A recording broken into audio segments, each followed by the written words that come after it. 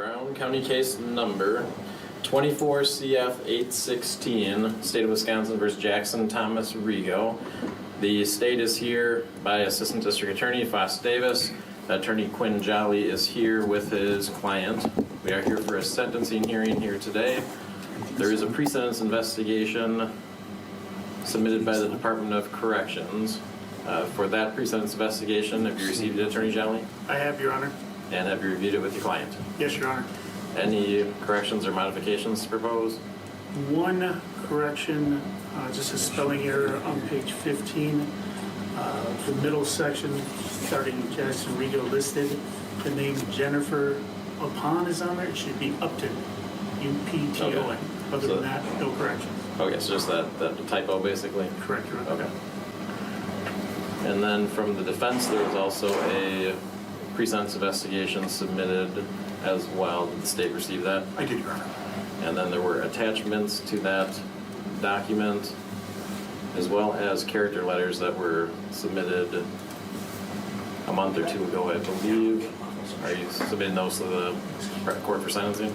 Correct, Your Honor. And any objection from the state on that? No. Is the state in compliance with victim notification? We are, Your Honor. Let's make sure any victim documents have been received. I see a victim impact statement from RS with an attached restitution request of $1,080. Yes, Your Honor, and I believe those are documents 2021. Those are the submissions we have from RS, and they cannot be verified by RS. I believe we are joined by family members of JT, but it's my understanding. Oh, I'm sorry, RS has joined us. Okay.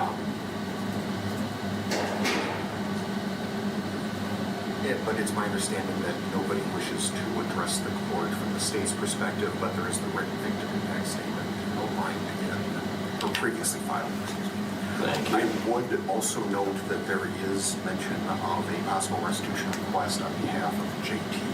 I would ask that the restitution be held open for 30 days with respect to JT, and that the court address that $1,080 request from RS. What was that for, do you know? I believe damage to the vehicle. Okay. Attorney Jolly asked for the $1,080 restitution to RS. What's your client's position on that? We have no objection to that, Your Honor. Okay.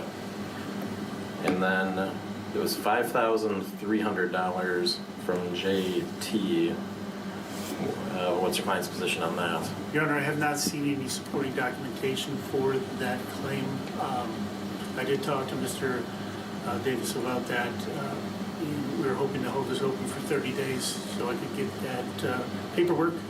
If they need to have a hearing, we'll have a hearing at that point. Okay. Anything else from the state before we go to arguments? No, Your Honor, I believe there are, although no one from the state's perspective wishes to address the court, I believe there are others in support of Mr. Rigo who wish to address the court. I'm not sure how the court would like to, what order you want to take the argument. Okay. Attorney Jolly, anything to take up before we go to that? I don't believe so, Your Honor. Okay, well, let's go right into that then, yes. I believe they're in support of Mr. Rigo. Oh, Attorney Jolly, you have people I have supporting two your people, client. his mother and father, who would like to speak on Okay, his behalf. okay. Yeah, let's have them address the court first, because then that gives the state an opportunity to comment on it if they wish. Let's have them come up to the witness stand and talk into the microphone. So if you could state their name. His mother, Becky Rigo. Thank you.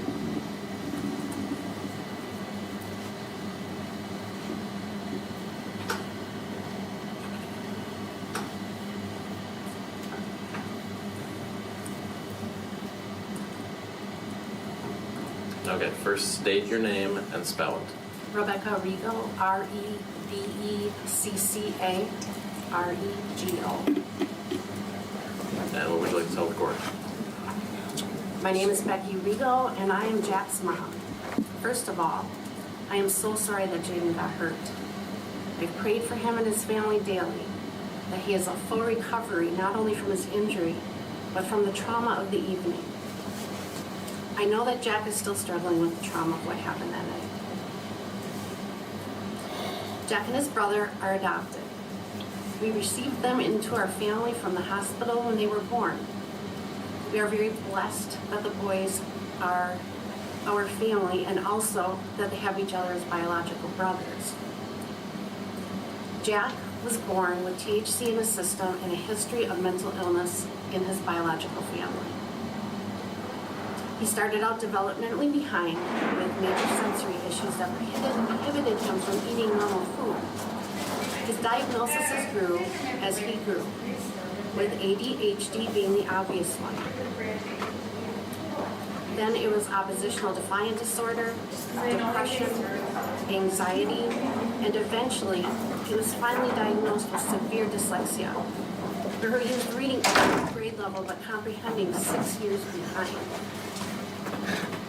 Sadly, this last diagnosis didn't happen until the summer before his junior year of high school, and it caused him to struggle academically his entire education. We worked as a team, and Jack earned his high school diploma. Jack's struggles have brought us closer as a family. He is deeply loved. Jack has been struggling with and working on his mental health for most of his life. But since the day he got out of jail, he has worked every single day to better himself.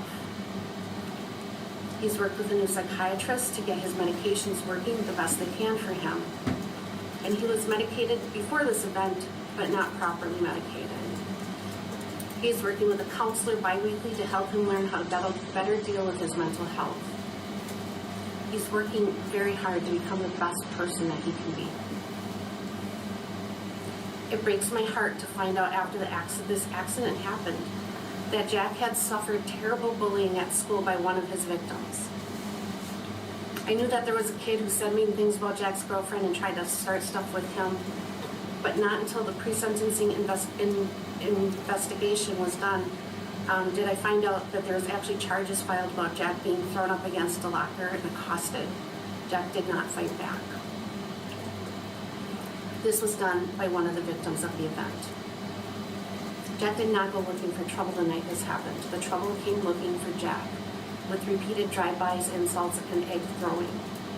These boys had no business even being on our dead-end street except to taunt my son. Yes, this was a terrible overreaction to an ongoing bullying situation, and Jack knows this. It will never happen again. As a mother, I've had to discuss chronic bullying with Jack. We have instilled in him right and wrong. He knows what he did was wrong, and he will never do anything like that again. He watches over me, Sean, his brother, his girlfriend, and his dog. When we were trying to figure out how we were going to come up with the money to fulfill his bond requirement, the first thing Jack said to me on the phone was, "Mom, please take all the guns out of the house. I don't ever want to touch any gun again." We do have a weapon-free home right now, and it will stay that way. Jack is a person who doesn't want to burden people with his problems. He has always internalized what he considered to be his problems. I'm asking that you allow us to continue to care for Jack and keep him going on his medications and therapy. I hope that he can get more services to help him grow into the amazing human being that he is capable of being. Jack's anxiety since this event occurred has been out of control. He feels everyone knows what he did and hates him for it. If he could change the events of that night, he would. His anxiety is preventing him from going to public places. I feel when Jack gets the right person in his life that can help him navigate these feelings, he will be an amazing member of our society. As Jack's mom, I have to be a step ahead. I need to mitigate the deficit. My husband and I have provided a stable environment for Jack to grow up in. We have worked on treating Jack's mental health to the best of our abilities, but in this instance, it wasn't enough.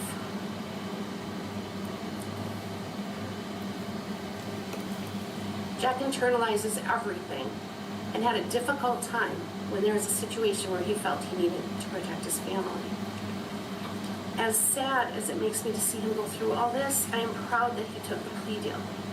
It has been so hard on us, but he is taking responsibility for his actions by doing this. He feels shame for his actions. And now he needs help from his family and professionals to feel good about himself again. If Jack goes to jail or prison, he will lose all the work that he has done with his psychiatrist on figuring out the correct medicines and doses that help him function normally. Right now, he takes 8 different medications every day to help his brain function at the most optimal level. He meets with a psychiatrist monthly to adjust these meds. He will not receive those meds and the doses he needs if he is incarcerated. Jack has followed his bond directions the entire time he has been out of jail. He has basically put himself on house arrest as he has been home over 90% of the time he has been out of jail. He is respectful of his bond rules and will continue to follow all rules when he continues on with his life. We know that Jack has to have consequences for this event. Please. Sorry.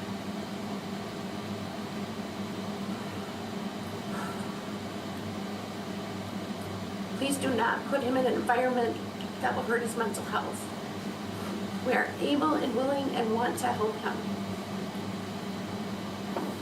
We wouldn't have cashed in our retirement savings if we did not believe that Jack is capable of doing this. Jack is loved by so many people, including Sean and I, his brother, his grandparents, his girlfriend, and her family, aunts, uncles, cousins, and friends. You can see the support he has here today. Jack is the kind of kid who makes sure that his friends are safe. We will make sure he keeps up with his therapy, that he takes his medications, that he stays out of trouble and does whatever is required of him to stay out of confinement. Basically, I need you to know these 3 things. Jack is a good kid. Terrible things were happening to him that I wasn't fully aware of. And lastly, he has a strong support system in place to help him grow through this. Thank you for listening to me and considering what is best for Jack. Thank you. Well, hold on just a moment. Attorney Jolly, any questions?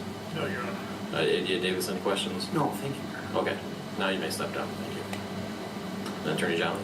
His father, Sean Rigo.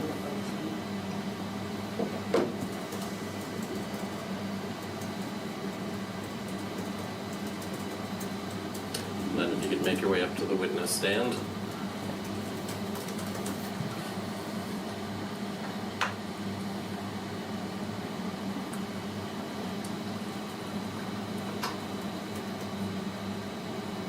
You may be seated. Speak into the microphone, say your name, and spell it. My name is Sean, S-H-A-W-N, Rego, R-E-G-O. And then what would you like to say? I am Jack's dad. I've loved my boy, and he is loved by many people. I am sorry that Jaden got hurt and that this event ever happened. Jack used to keep anger inside, not letting us know what is going on.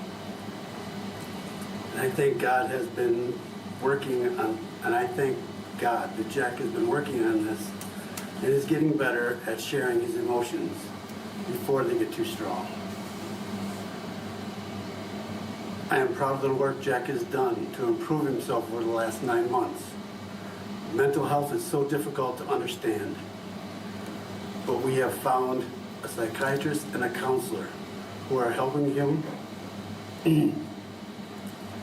to learn how to handle his impulsivity and also how to share his feelings before becoming overwhelming. He has apologized to Becky and I over and over again. He has shown remorse regarding this event, and is sorry it ever happened.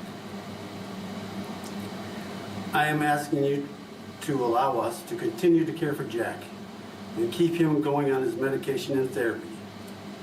Since he has been out of jail on new medication and counseling, Jack is a different person.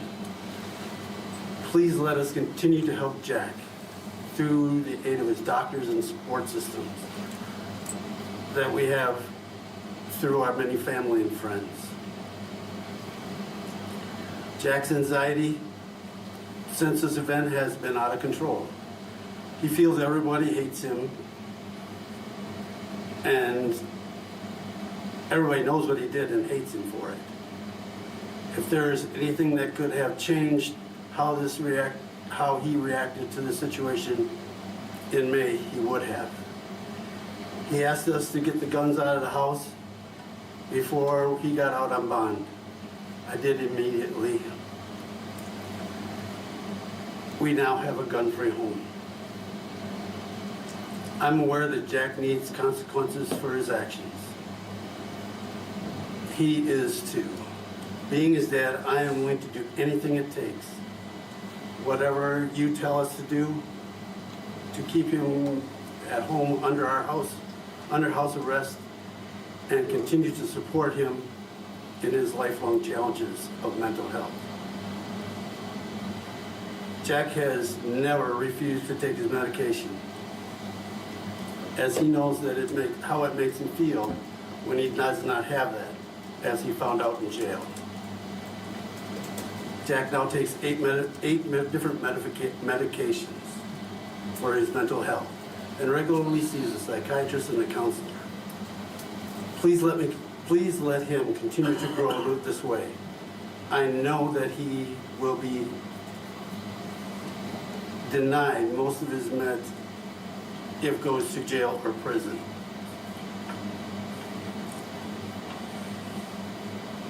And that is not what our society needs for people like Jack. Please, you cannot rehabilitate mental health in jail or prison. Please let us continue to work with my son. Thank you. Thank you. Attorney Jolly, anything to ask? No, Your Honor. ADA Davis, anything? No, thank you. Okay, then you may step down. Thank you. Attorney Jolly, anything else? No, Your Honor. Okay, then we'll go to the state to make your recommendation first. Thank you, Your Honor. With respect to the amended count 1, I am recommending you sentence the defendant to the Wisconsin State Prison System for a period of 6 years of initial confinement followed by 5 years of extended supervision.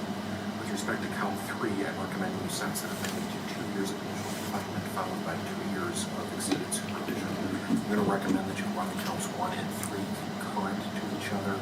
I think that all of this arose out of a single course of conduct. Let me pause for a second. Can you pull the microphone closer to you? Absolutely. And so your total recommendation is 6 plus 5 then? Correct, Your Honor. Okay. I don't get all the discovery in the case. I only give the facts I know was what's presented to me by the lawyers. Is there any like forensic analysis of the gunshot or anything like that that's relevant? No, I don't.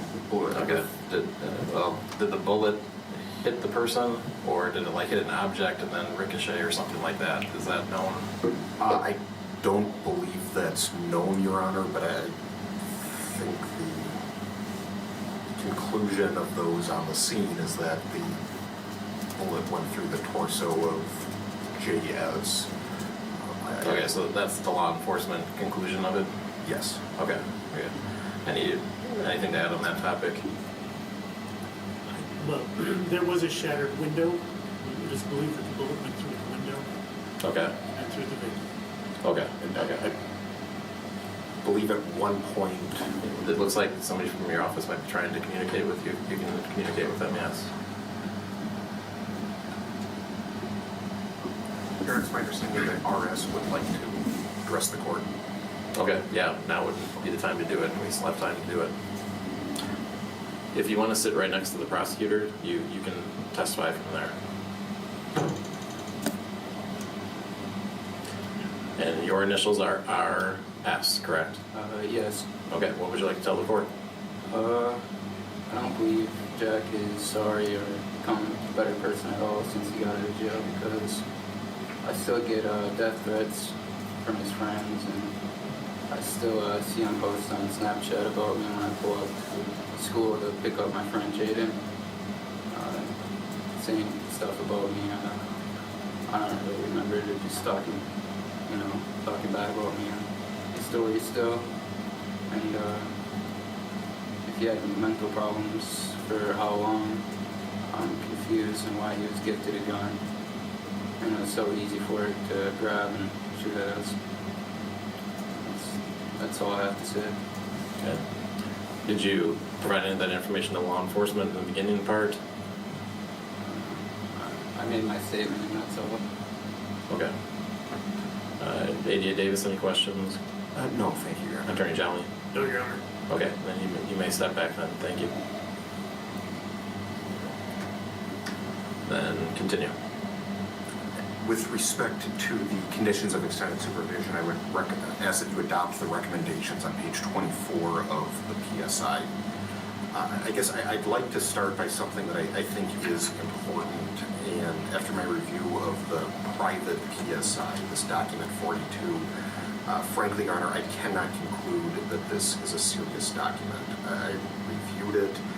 The author seems to uncritically accept the defendant's version of events from the PSI, to include the things that weren't consistent from his original statement with law enforcement, or frankly all of the other facts in this case, and then goes into some bizarre levels of victim blaming. And while I realize that I do think it is certainly relevant, the relationship between the defendant and RS prior to the shooting, as it can provide some context, the author of the PSI starts bringing up truancy tickets and how quickly they were paid on the part of the victim, as well as other things totally ancillary to the relationship with the defendant, that I can only conclude is to just sort of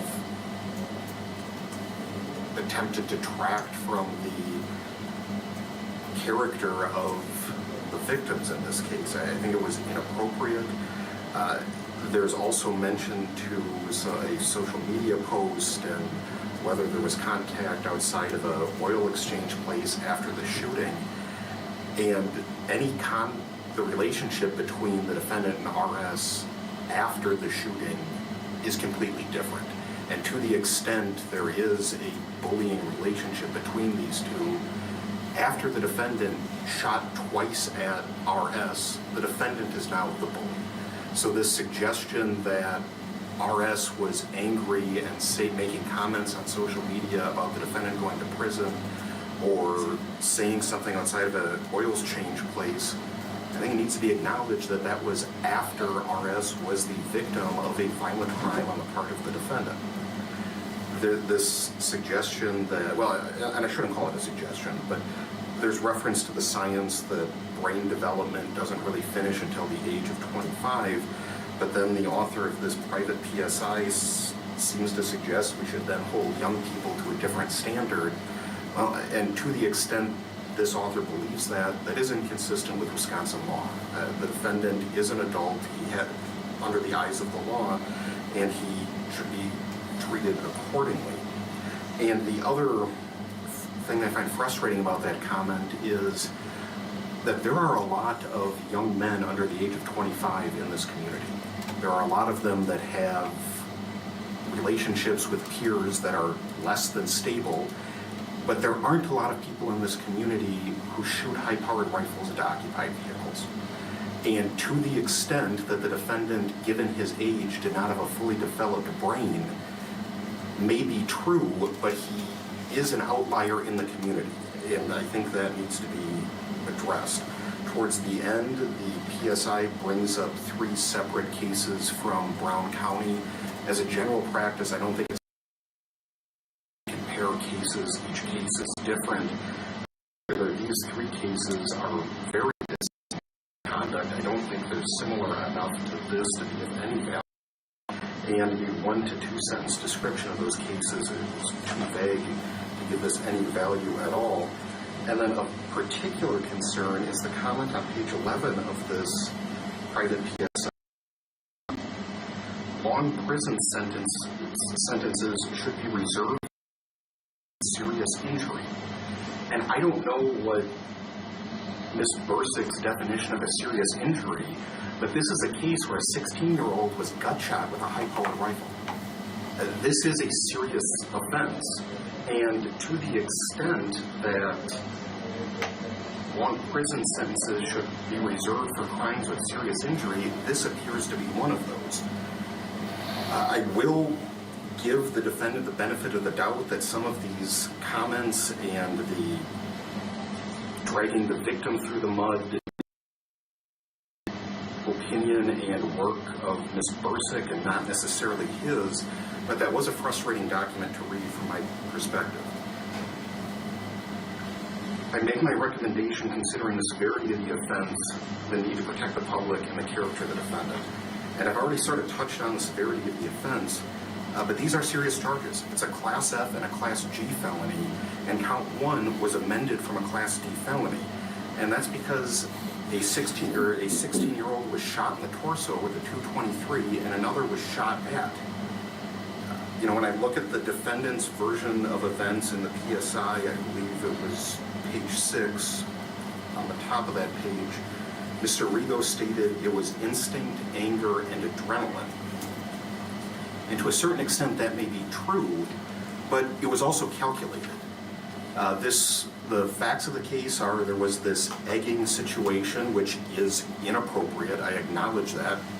RS and JT should not have been egging Mr. Rigo's house.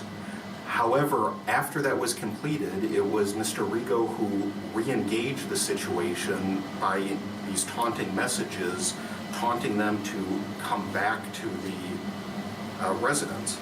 The ammunition and the firearm used were stored in 2 different locations, according to Mr. Rigo. So after taunting them to return, he made one trip to the garage to acquire the rifle, another to the bedroom to acquire the ammunition. He then exited the house, he loaded the rifle, he charged the rifle, and then he fired it not once, but twice. This may have been impulsive, but it was not instantaneous, it was not thoughtless, it was not an accident, it wasn't one single moment and one bad decision. It was a conscious decision to shoot into a car occupied by teenagers. And the severity of the offense is such that anything other than prison, I think, would unduly depreciate this conduct. And that sort of leads me into the need to protect the public. I think it exists here.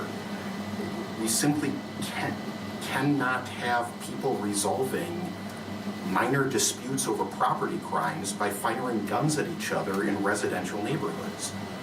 And I think there needs to be a deterrent factor. There needs to be a clear message in the community that there is consequence for shooting at unarmed people, especially when one of them gets shot. By his own admission, I think it was page 6 of the PSI, the same page I mentioned earlier, the defendant said, "I got scared and I lost my mind. And until he is able to get these impulses under control, he is a danger to the public." I also want to touch on the character of the defendant. There are positives and negatives. And many of the positives were considered when the state moved to amend count 1 from a Class D felony and read in count 2 and make a recommendation that includes concurrent time with respect to count 3. But there are positives. The defendant does have a strong family support system, which I think not only speaks well of his character, but I think indicates a likelihood of success. I don't know how many times I've had hearings similar to this in which the gallery is just empty and there is no one to support the defendant, and he is not in that position. He does have a work history. I think in the state's PSI there was a comment along the lines of the work history was sporadic. I think that was a little harsh for a 19-year-old. I think it's exactly the kind of work history we would expect from a 19-year-old. And frankly, I've had hearings similar to this with able-bodied individuals much older than Mr. Rago who have no work history whatsoever. I do think the fact that he has worked does speak favorably to his character. He did finish high school, and he did start to address his mental health needs and other treatment needs while this case has been pending. And he did have people willing to post $100,000 cash on his behalf, which suggests that there are people in the community willing to put a lot of faith in him to follow the rules of bond. His prior record, he does not have a prior criminal record. I think there was a municipal citation for some type of theft issue, which for a 19-year-old, although he doesn't have we would kind of expect them to have no record whatsoever. There are also negatives to his character. The most significant being that he engaged in this conduct on May 1st.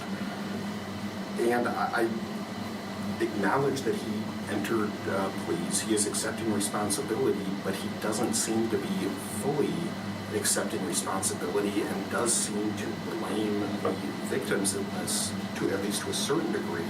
And that was noticed by the PSI author as well in her summary and conclusions.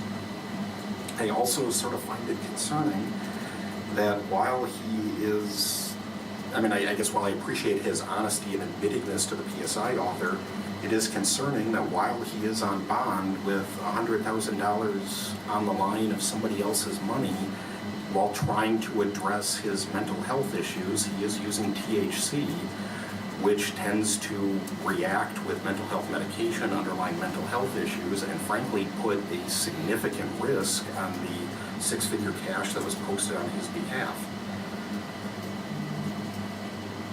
For those reasons, I do think it was appropriate for the state to make the motion to amend count 1. That is part of why I am recommending a higher level sentence for the exposure that is remaining on the amended count 1. But especially considering that amendment, considering the read-in of count 2 and the concurrent sentence of count 3, I do not see an alternative to prison in this situation, and I would ask that you adopt the state's recommendation. Thank you. Thank you.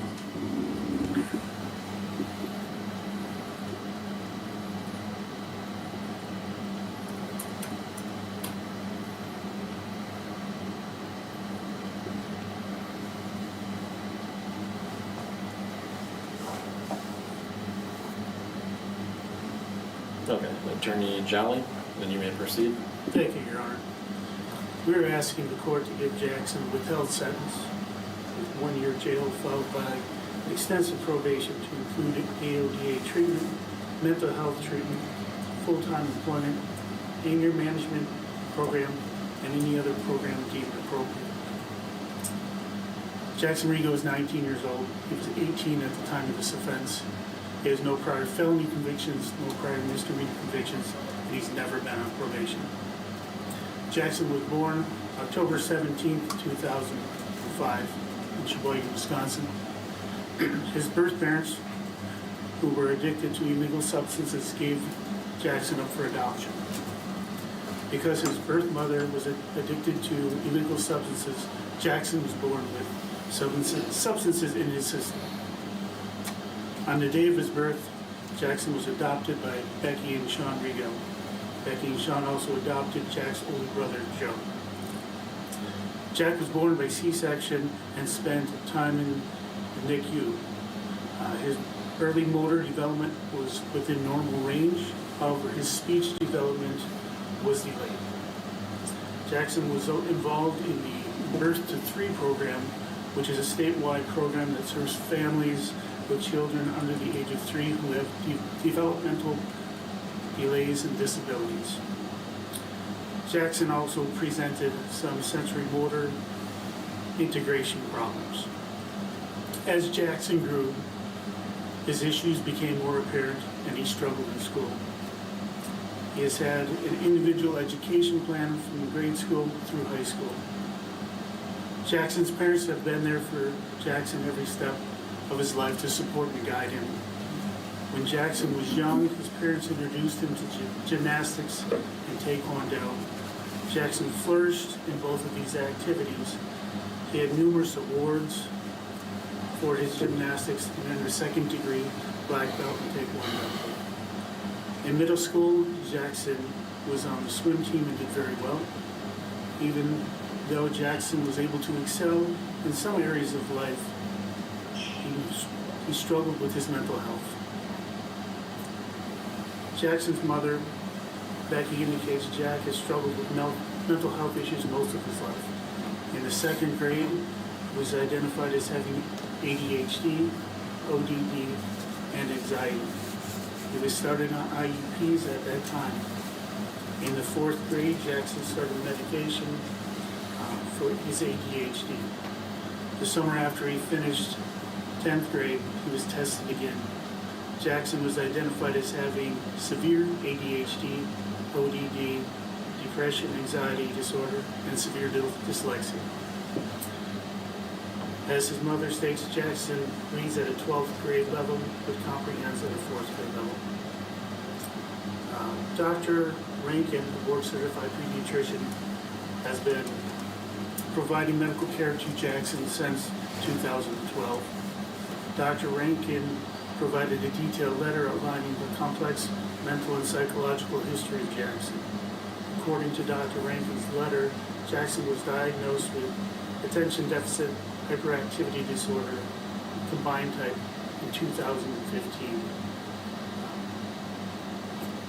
The severe diagnosis prompted the administration of medication to try to help him with his problems. That happened in 2016.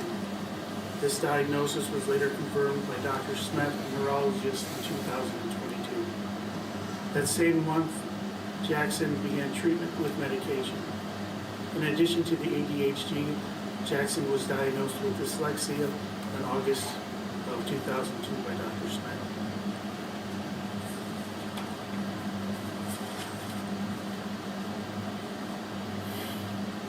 ODD was also noted in Jackson's records in 2015 with a diagnosis from Dr. Evans. Jackson has been seen with behavioral therapist Craig Linsmeyer to address these issues. Conduct disorder characterized by poor impulse was diagnosed by Dr. Smith in 2022. Around the same period, he was assessed for depression and related disorders. Initially in 2019, Jackson presented with moderate depression, anxiety, and significant school avoidance. A comprehensive screening was done in January of 2002 and confirmed moderate depression and anxiety disorders. By August of 22, Dr. Smith diagnosed Jackson with depression, adjustment disorder with anxiety. He was started on fluoxetine by Dr. Rankin at that time. Positive changes were noted by Dr. Rankin. Excessive anger issues were noted in December of 2015, which have been managed with help of the behavioral therapist, Craig Linsmeyer. He also noted that he has seen considerable improvement. To this day, Jackson continues to seek help. Once he was released from the jail, they sought help through Prevera Behavioral Health, where Jackson has seen Dr. Prince, who's a psychiatrist, and Amos Stowe, counselor. Jackson's medications are continually being adjusted to help him function normally. Jackson attended Pulaski High School. Even with Jackson's limitations, he was able to finish high school in February of 2024 with a C average. He struggled in many of his classes, but with the assistance of the IEP, he was able to graduate. Jackson would like to, in the future, attend NWTC to earn a diploma in automated maintenance technician. Jackson has a knack for things with motors. He can easily repair lawnmowers, motorcycles, and he has great interest in repairing cars. In school, Jackson struggled to make friends. He had people that he referred to as his acquaintances, but called very few friends. Due to Jackson's mental health issues, Jackson feels he has been picked on and treated different by others. Jackson has had an ongoing issue with RS for years, with being threats of being picked on or beat up. Many of these were highlighted in the PSI by Deb Bursick. Even with his anxiety issues, Jackson continues to try to make things work. Jackson has held numerous jobs since becoming the agent to work. Most recently, he worked at Take 5 Oil Change. Jackson reports that he enjoyed working there. He enjoyed working on other people's vehicles. That's one of his passions. Jackson ended up quitting take 5 oil change. When RS came by, slowed down and flipped him off. Jackson was paranoid that his bond would be revoked. He quit his job and decided he would stay home. Jackson also worked at doggy daycare, PDQ, Fleet Farm, was a full-time cabinet maker at one point, and repaired snowmobiles. Numerous character letters have been submitted on his behalf. I won't go through all of them, but I would like to highlight a couple of them. All of the letters are from people that have known Jackson for most of his life. Vivian Duva, who has known Jackson since birth, describes Jackson as a sensitive, caring, and inclusive young adult. Jackson would help her on occasion with yard work, her basement organization, and heavy lifting. Paul Martin, Jackson's grandfather, describes Jackson as a loving person who is a hugger and has a love for animals. Diane Martin, Jackson's grandmother, describes Jackson as a very family-oriented. Jackson is always willing to come over and help her with yard work and to paint.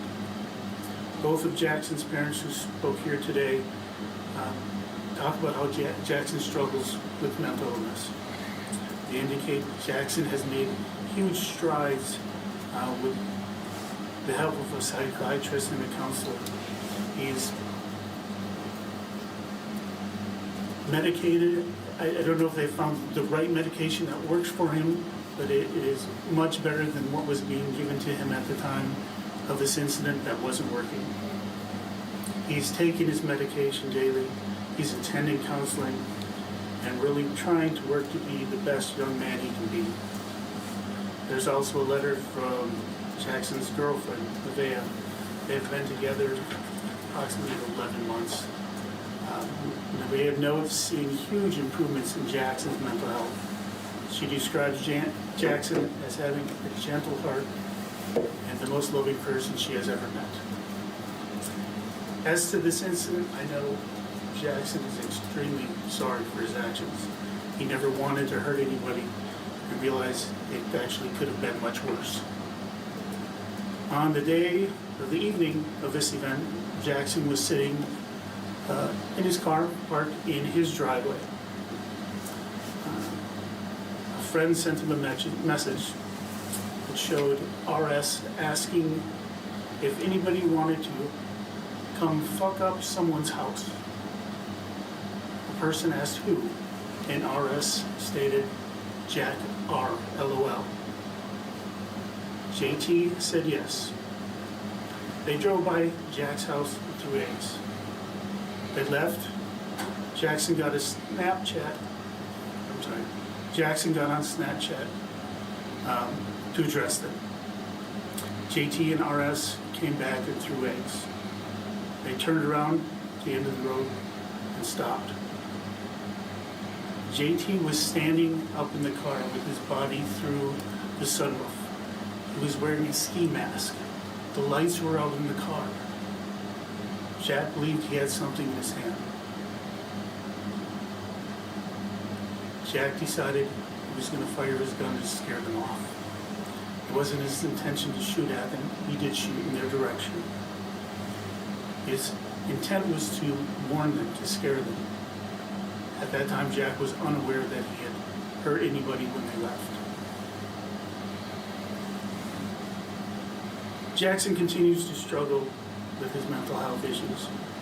He's attempted suicide 3 times by ingesting pills. Each time, Jackson would end up very sick and throwing up. He even mentioned to his mother the day before this incident, by text messages, something to the effect of not wanting to be in this world anymore. He continues to have his medication adjusted to give Jack some sense of normalcy. He continues to reach out for help with his issues from family, friends, doctors that he's working with. Jackson is in need of mental health treatment, counseling, and medication to continue to improve himself. He's been actively participating in programs since birth.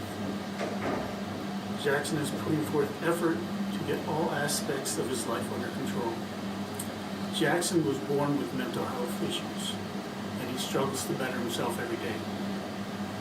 Jackson has been on GPS monitoring since his release on May 31st. He has complied with all the conditions of GPS and has not had any violations. Jackson cooperated with the police during their investigation in this matter. He has admitted his guilt and he has taken full responsibility for what he has done. I would like to address a little bit about what the state said about Ms. Burzek's report.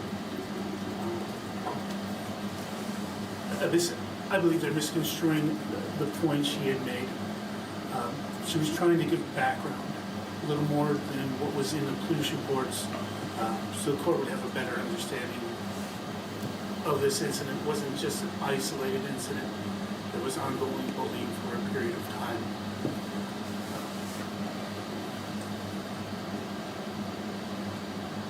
I know Jackson is extremely sorry for his actions, and in the state PSI, they seem to suggest that Jackson is trying to blame others or put some blame on other people. He's not doing that at all. I've met with Jackson numerous times through the last year, and he showed remorse every time he's come in and met with me or I've talked to him on the phone about this incident. If he could change things from that day, he would. But I know Jackson has stressed that he wished he was normal, that he didn't have these mental health issues, that maybe he would have never been in this situation if he was on the right medication, if he wasn't born with these limitations that were not something he wanted as part of his life.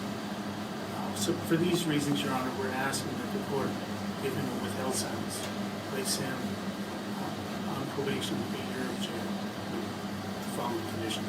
Thank you, Your Honor. Thank you. Then Mr. Rigo, is there anything you wanted to say before you issue the sentence?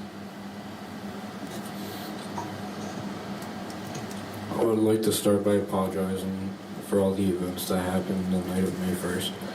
I made a very poor choice and ended up hurting someone. I never thought I would actually hurt one of them. I would also like to apologize to my family, friends, especially my parents and grandparents, for putting them through all the stress and worry that has come with my actions. Most importantly, I would like to apologize to Jaden. Jaden, I'm very sorry that I hurt you. You're a very good kid and didn't deserve what happened to you that night. I have been working with a counselor since this happened to learn to deal with the consequences of my actions. I accept full responsibility for my actions. I have been working very hard to better myself since I got out of jail. I have stayed home and out of the public eye. I've never broken any of my bond criteria. I have been respectful of the people in my life. My psychiatrist helps me adjust my medication every month to help me feel normal. My therapist has been helping me figure out how to think of the consequences of my actions before I do something. I see him every 1 to 2 weeks, and we talk about how to get through the sentencing, my guilty feelings, and he makes me think about different situations and many different reactions that I may have and the consequences that can happen from my choice. I am very impulsive, and this is very difficult for me, but I am getting better at it every week we talk. I truly do want to be a good person, and will continue to work on this no matter what my punishment is. Thank you for considering. Thank you. As far as the sentencing objectives go, I think all of the sentencing objectives apply to this case. Protection of the public and gravity of the offense. When a person gets shot in the community, that's a pretty significant need to protect the public from that type of behavior, and the gravity of the offense is high. In terms of rehabilitative needs, that's been outlined significantly during this hearing, that there are significant mental health rehabilitative needs, and then possibly with alcohol and marijuana as well. In terms of the character of the defendant, there's been a lot of positive information provided about Mr. Rigo to balance against the very negative incident that took place in the community here. And then there's also a very significant need to deter this type of activity in the community. Anytime you discharge a firearm towards another fellow human being in a situation where self-defense is not at an issue, there's a very significant need to deter that in the community. And then the court also has to apply the Gallian sentencing factors to those objectives.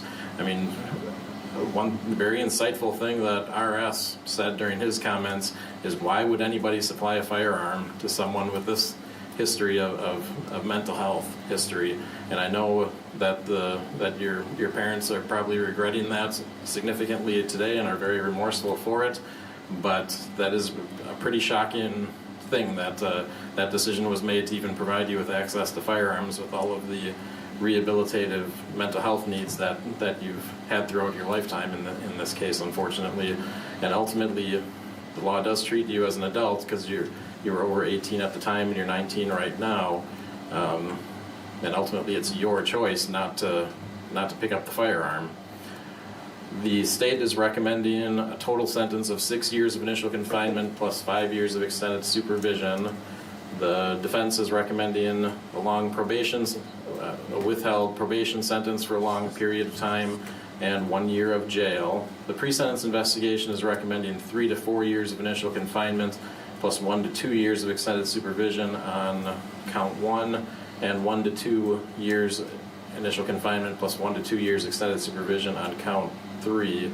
They did not specify whether that was consecutive or concurrent in that recommendation.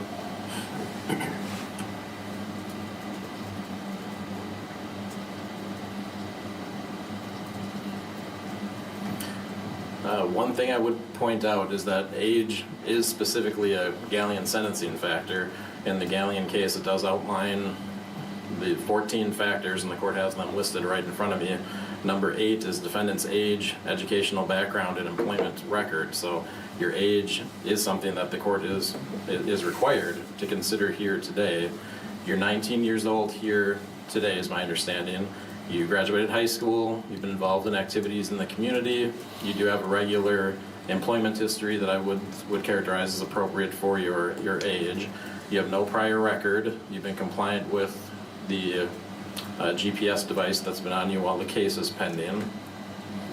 You are taking responsibility for the offenses by entering the no contest plea to 2 felonies in this case. There were numerous letters of character that were submitted to the court. There are numerous documents about your mental health diagnosis and prescription medications that you're taking for them.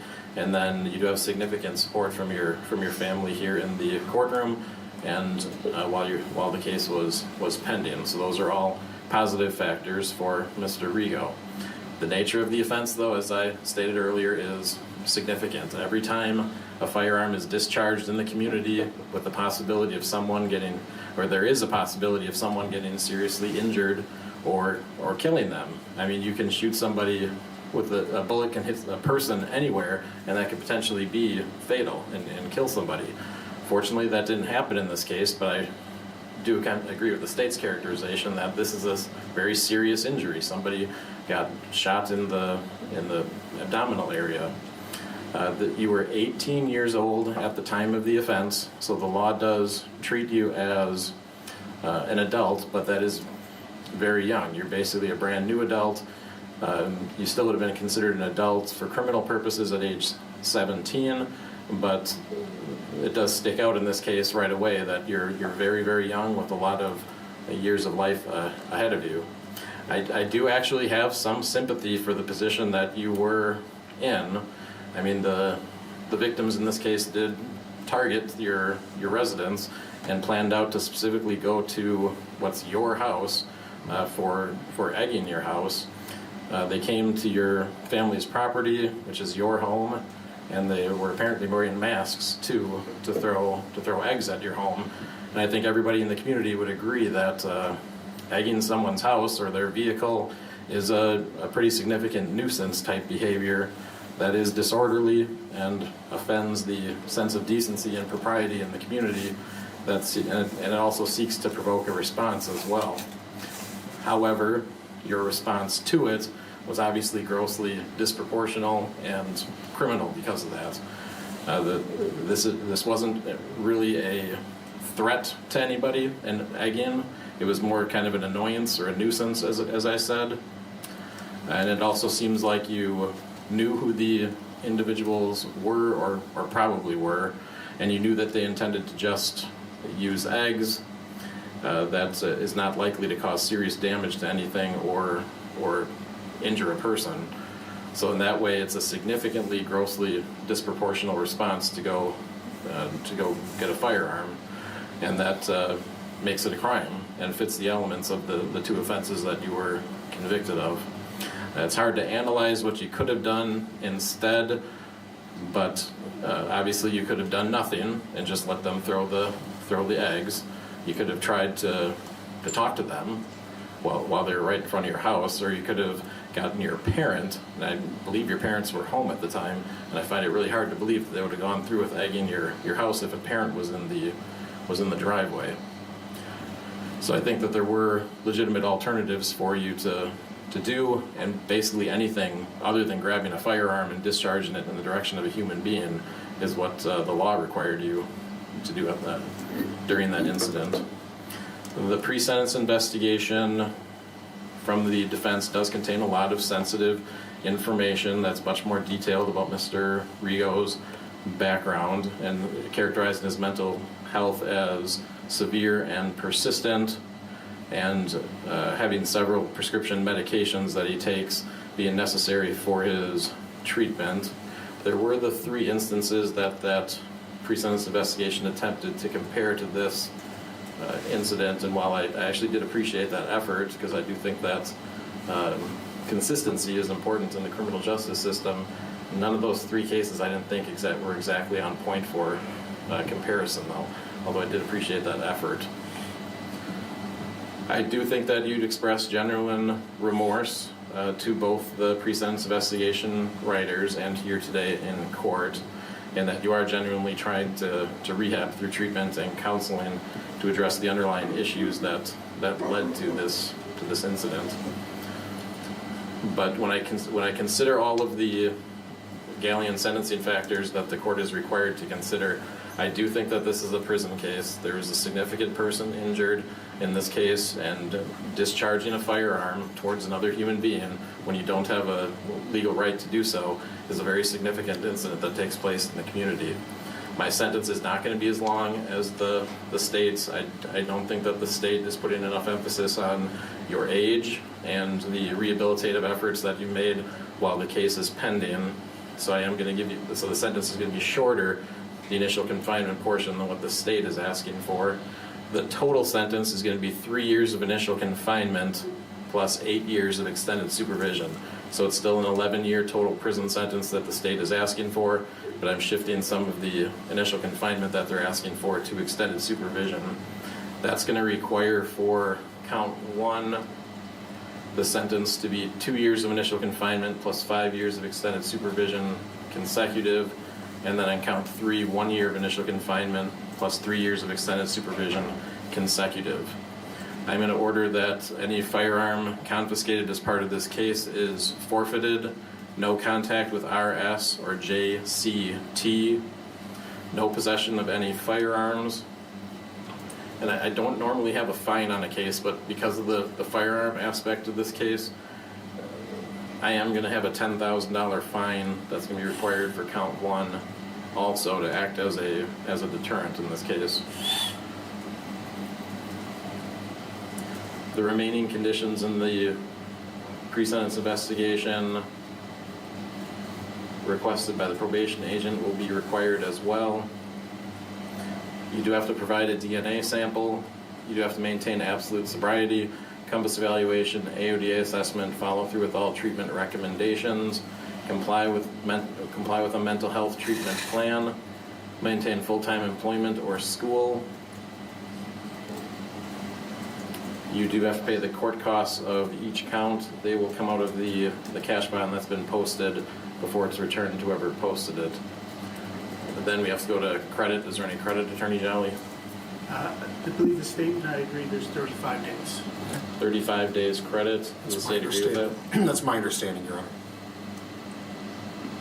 You do have the right to seek post-conviction relief, including assistance in the public defender's office. Attorney Jolly, anything else to clarify? No, Your Honor. ADA Davis, anything to clarify? I don't believe so, thank you. Does either lawyer see a problem with the way the court structured the sentence? Okay. Then that concludes the case then. Thank you.